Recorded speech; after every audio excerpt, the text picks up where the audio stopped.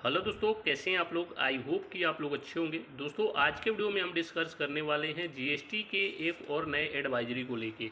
और ये एडवाइजरी आपकी 9 अप्रैल 2024 को आई थी। यहाँ पे आप देखेंगे advisory on reset and refiling of GSTR 3B of some tax payer, यानी कुछ टैक्स पेयर की जो जीएसटीआर 3B है वो रीसेट कर दिया गया है और उसको रिफाइलिंग करना होगा।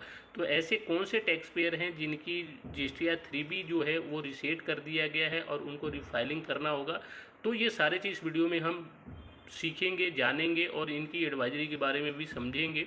लेकिन एक चीज़ मैं आप लोग को और इसमें ऐड करूंगा कि जीएसटी डिपार्टमेंट ना बिल्कुल गलत टैक्स पेयर के साथ कर रहे हैं, क्योंकि ऐसे भी टैक्स पेयर हैं जिनकी जीएसटीआर 3B में किसी तरह का कोई एरर नहीं है, फिर भी उनकी जो जीएसटीआर 3B है वो रिसेट कर दिया है और उनके ऊपर जो जीएसटी पेबल अमाउंट है ना वो पेबल दिखा दिया है। तो अभी आप लोग को लाइव दिखाऊंगा कि ये एडवाइजरी, तो पहले मैं आप लोग को बता दूं कि ये एडवाइजरी में है क्या।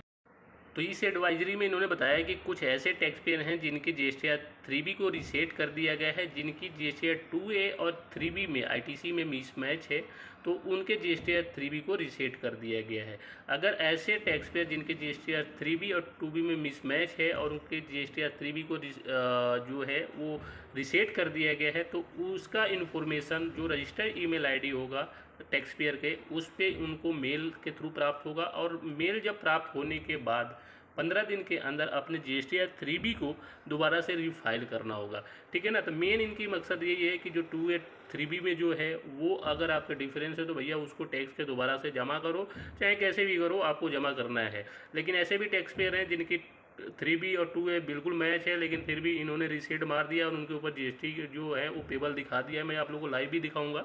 ठीक है ना। उसके बाद यहाँ पे इस एडवाइजरी में इन्होंने बताया है कि अगर आप मान लीजिए आपको जीएसटीआर 3B फाइल करने में किसी तरह कोई एरर आता है, तो आप निकट जो आपका डिपार्टमेंट है वहाँ जाके आप ऑफिसर से मिल सकते हैं, अपने डिटेल दे सकते हैं, टिकट रेज कर सकते हैं। ये सारी चीज़ें इसमें इन्होंने एडवाइजरी में बताया है।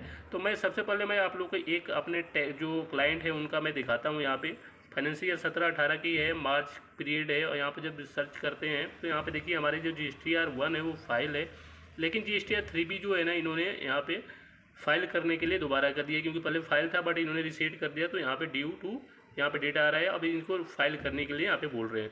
अब मैं आप लोग को एरर क्या है मैं आगे इस वीडियो में बिल्कुल विस्तार से बताऊंगा। आप लोग को बिल्कुल स्किप नहीं करना है, क्योंकि आप लोग को ये चीज़ आपको समझ में नहीं आएगा कि क्या मैं आप लोग को इस वीडियो में बताना चाहता हूँ।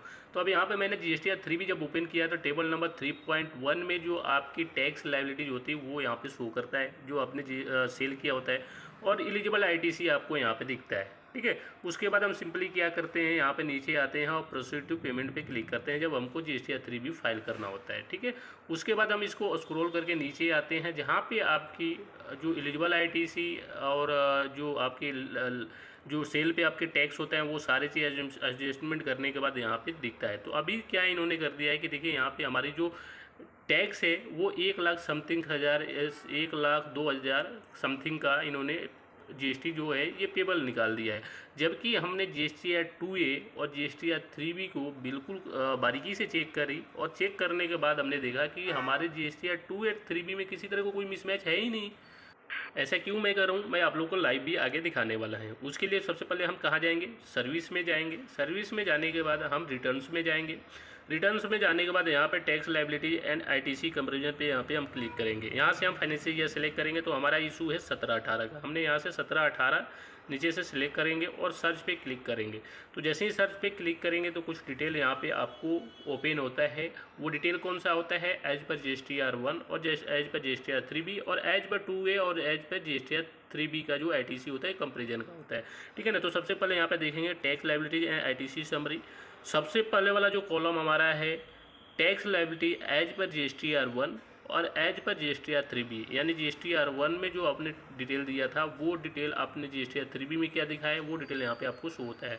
तो हमारी फर्स्ट कॉलम में देखेंगे हमने 3,25,000 एज 3,25,000 समथिंग का एज पर जीएसटीआर 1 में हमने दिखाया है सेल का जो टैक्स बना था, और हमारे 3B में जो हमने दिखाया है वो 3,25,000 समथिंग का ये दिखाया है। तो ऑलमोस्ट हमने इसमें जो सेल में है वो लगभग ठीक था। हमारा मेन इशू किस में है, हमारी आईटीसी को लेके। तो आईटीसी में हम जब आएंगे तो एज पर जीएसटीआर 3B में देखेंगे कि हमने जुलाई में 6,59,000 रुपये के हमने 3B में क्लेम करी है RTC के, और 2A में हमारा जो ऑटो पॉपुलेट होकर डाटा आया है वो 5,95,000। इनके हिसाब से 63,000 रुपये का हमारे यहाँ पे डिफरेंस आ रहा है। जबकि हमने 2A को और 3B को अपने सारे बिल को चेक करें तो चेक करने के बाद बिल्कुल मैच था, बट ये इशू मेरे को समझ में नहीं आ रहा है कि 2A में जब डाटा सारा चीज़ ठीक था तो यहाँ पे ऑटो पॉपुलेट हो गए 63,000 रुपये, ये शॉर्ट क्यों आ रहा है ना।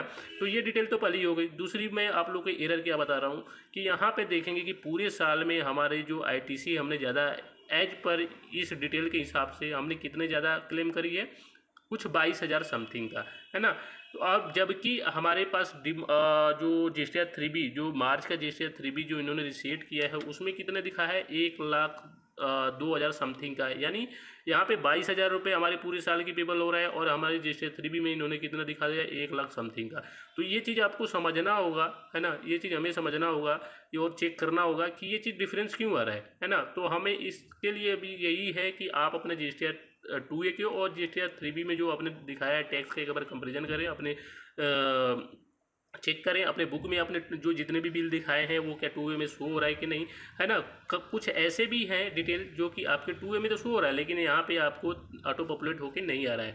तो मेरा जो मेन मकसद है ये चीज़ आपको बताने का, है ना, मेरा मेन मकसद यही है कि जो इन्होंने रिसेट मारा है GSTR 3B में 1,00,000 समथिंग हज़ार की इस पार्टी का इन्होंने जो GST पेबल दिखाया है, बट यहाँ पे हमने जब ITC हमारी जो चेक करी हमने तो यहाँ पे 22,000 समथिंग क्या रहा है। तो ये कहीं ना कहीं एरर है, और ये एरर भी, ये हमारा जो 22,000 की पेबल दिख रहा है ये हमारा एरर नहीं है, ये एरर भी साइड का एरर है। जैसे मान लीजिए जुलाई 17-18 में स्टार्टिंग में बहुत सारे ऐसे जो सप्लायर थे जो अपने GSTR 1 और GSTR 3B को टाइमली फाइल नहीं करते थे, बट हमने जो अपने ITC क्लेम करी वो टाइमली करी क्योंकि हमारे पास बिल था, तो उसके वजह से मिसमैच है। हमने बिल भी सारे अपने पास अवेलेबल है।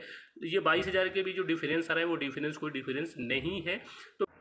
तो दोस्तों मेरे ये वीडियो बनाने का मेन मकसद यही था कि अगर इस तरह के आपकी मेल आता है GSTR 3B आपके रिसेट किया जाता है GST डिपार्टमेंट की तरफ से, तो आप अपने उस पीरियड का डिटेल को एक बार चेक करिए। अगर आप गलत है तो उस टैक्स को पे करिए और दोबारा से रिफाइल करना होगा 15 दिन के अंदर। अगर नहीं आप सही हैं तो आपने सारे डिटेल को तैयार रखिए, हो सकता है आपको डिपार्टमेंट जाना पड़े, है ना।